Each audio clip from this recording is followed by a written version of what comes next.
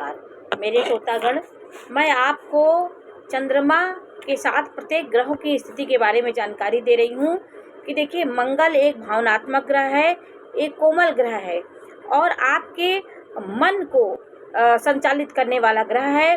चंद्रमा की शुभ स्थिति आपके मन को प्रफुल्लित करती है, आपके मन को हर समय कुछ न कुछ करने की सोच आप में रहती है, क्रिएटिव आपका माइंड रहेगा। चंद्रमा की शुभ स्थिति आपके मानसिक क्षमता को बताती है। और यदि चंद्रमा आपका पाप पीड़ित है, नीच राशि का है और 6, 8, 12 में है, तो आप दिमाग से कोई निर्णय नहीं ले पाएंगे और उदासीन आप रहेंगे। किसी कार्य को करने के पहले आपको भय महसूस होगा। तो चंद्रमा की स्थिति मजबूत है और अच्छे ग्रहों से युति है, तो आपका चंद्रमा बहुत अच्छा हो जाता है। तो आज मैं आपको प्रत्येक ग्रह के साथ चंद्रमा की युति के बारे में जानकारी दे रही हूँ कि आपका चंद्रमा यदि मंगल के साथ है तो आपका जो मन होता है वो मन और पराक्रम एक साथ हो जाएगा। तो आपका स्वभाव पराक्रम करने की ओर आपका दिमाग हर समय रहेगा। आप सेना साहस में आप हर समय, आपका दिमाग ऊर्जावान होगा। आपका दिमाग ऊर्जा करने को आपको हर समय प्रेरित करेगा। तो दिमाग जिसके साथ जो ग्रह रहता है उसका स्वभाव चंद्रमा ले लेता है। तो आप पराक्रमी होंगे और अपनी इच्छा से हर वस्तु को प्राप्त करने की इच्छा रखेंगे और ये आपको एक इच्छा रख करके भी आप अपने पराक्रम से हर चीज़ को प्राप्त भी कर लेंगे। तो तो मंगल और चंद्रमा का योग यदि केंद्र में हो तो ये लक्ष्मी योग का भी निर्माण करता है, क्योंकि आप हर समय आपका दिमाग पराक्रम करेगा तो लक्ष्मी आपके पास आएगी। तो इसी प्रकार ग्रहों के स्वभाव से हमारे चंद्रमा पे उसका प्रभाव पड़ता है, उस प्रकार से हमें फल मिलता है। बुध के साथ चंद्रमा है तो मन में आपके बुद्धि के साथ चंद्रमा होगा तो मन आपका चंद्रमा है और बुध आपकी बौद्धिक क्षमता है। तो मन आपकी बुद्धि के और आपकी जाएगी।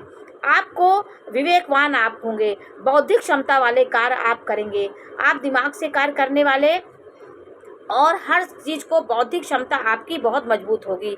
आपको कहीं ना कहीं कहीं भी आप जाएंगे तो आप बुद्धि का हर जगह प्रयोग करके आप लाभ प्राप्त कर लेंगे। तो चंद्रमा और बुद्धि का योग भी बहुत अच्छा होता है। और चंद्रमा और गुरु एक साथ हैं, केंद्र में है, तो ये आपको गज केसरी योग का निर्माण कराते हैं। वो आपको भूमि भवन वाहन भी देने में सक्षम होते हैं। तो लेकिन ये व्यक्ति इतने ज्ञानी होते हैं कि गज केसरी वाले व्यक्ति जो होते हैं वो अकेले ही रहते, क्योंकि उनके अंदर ज्ञान और उनकी सोच सबसे अलग होती है। तो शीर्ष वाले व्यक्ति जो होते हैं, शीर्ष दिमाग उच्च श्रेणी के जो व्यक्ति होते हैं, वो आप उसको देखेंगे वो अलग थलग ही रहेंगे, क्योंकि उनकी मानसिकता सबसे अलग होती है। उनका मेंटल लेवल, उनका दिमाग किसी से मिलता नहीं है, तो वो अकेले ही रहना ज़्यादा पसंद करते हैं। लेकिन जहाँ उनको अपने मेंटल लेवल के लोग मिलेंगे, अपने दिमाग से लेवल वाले लोग मिलेंगे, वहाँ वो बहुत अच्छा समय व्यतीत करते हैं। जैसे ज्ञानियों के साथ होकर के अपने ज्ञान को देते हैं, प्रस्तुत करते हैं और उनके ज्ञान को लेते हैं। तो गुरु जो है वो एक परिमार्जित ज्ञान होता है। उसके साथ चंद्रमा यदि उसके साथ मन लग जाए तो आप सोचिए आप कितने ज्ञानी हो जाएंगे। ज्ञान के मामले में आप सबसे आगे रहेंगे। ज्ञान से हर चीज़ को हर लोग को आप अपने उसमें ज्ञान देंगे।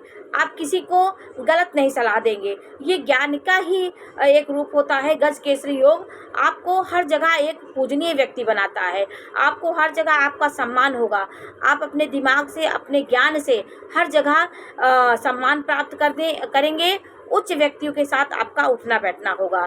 चंद्रमा जो है वो मन का कारक है और शुक्र जो है, अब मैं आपको शुक्र और चंद्रमा की युति के बारे में जानकारी देंगे। कहीं भी आपका चंद्रमा शुक्र के साथ है तो चंद्रमा आपका मन है और शुक्र आपका भोग है, ऐश्वर्य है।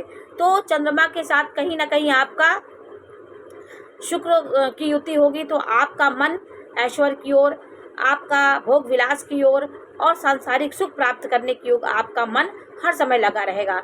अच्छी अच्छी गाड़ियों को देख करके आप ललायित होंगे, भूमि भवन सुंदर देखेंगे तो आपके मन में भी ये इच्छा जागृत होगी कि हमारा भी मकान ऐसा हो।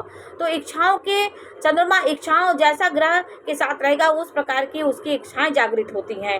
तो पर्यटन करने के आप शौकीन होंगे, घूमने फिरने के आप शौकीन होंगे, आपके दिमाग में नाना प्रकार के सुख की बातें आपके मन में आती रहेंगी। ये होना चाहिए, वो होना चाहिए, स्त्रियों का सुख होना चाहिए, आपके मन में सुख की लालसा होगी।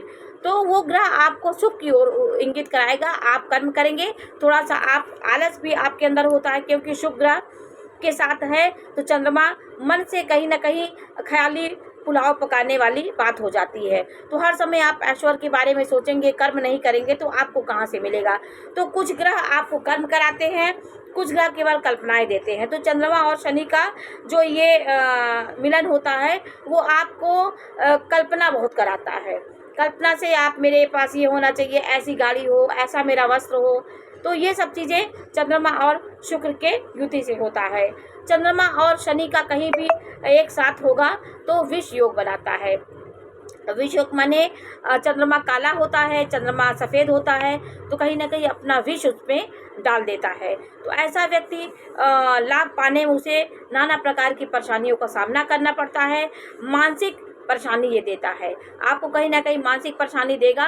अब अपनी कलुषिता चंद्रमा के अंदर डाल देता है। तो जो ग्रह चंद्रमा के साथ होगा वैसा उसका स्वभाव हो जाता है। तो निगेटिव दिमाग हो जाता है। लेकिन चंद्रमा एक मन का कारक और ये ज्ञान है।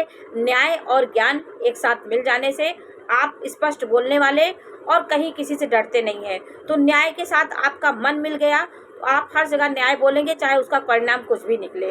तो न्याय बोलने वाले और आपका मन बहुत साफ होता है, आप मन के खराब नहीं होते। क्योंकि न्याय बोलने वाला व्यक्ति, कड़वा बोलने वाला व्यक्ति को कहीं ना कहीं अच्छा ही माना जाता है, क्योंकि थोड़ा सा खराब तो लगता है लेकिन उसकी भाषा सत्य होती है, इसलिए उसको सब लोग उसको मानते हैं, उसको प्रतिष्ठा देते हैं। मन का साफ होता है। चंद्रमा और शनि का युति भी आपको परेशानी देगा, लेकिन आपके अंदर भी एक प्रकार का ज्ञान भी, न्याय का भी आप मन में रखते हैं, लेकिन परेशानियां तो आपके आएंगी ही।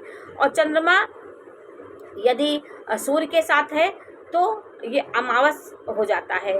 उस समय चंद्रमा अपनी कांति को खो बैठता है। सूर्य के साथ चंद्रमा अस्त हो जाता है।